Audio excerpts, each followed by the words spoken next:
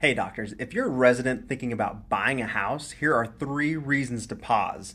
Number one, flexibility is key. Now, residency often means you're going to be moving for a fellowship or a new job. So, buying a house, it can lock you down when you need the mobility the most. So, if you aren't planning on living in a house for at least 5 to 7 years, don't even think about it. Like, literally, turn off all the Zillow notifications. Number two, too much debt is risky. So, between student loans, a low salary, adding a mortgage can just really stretch your finances too thin. And just because a bank's willing to give you a loan does not mean it's a smart move.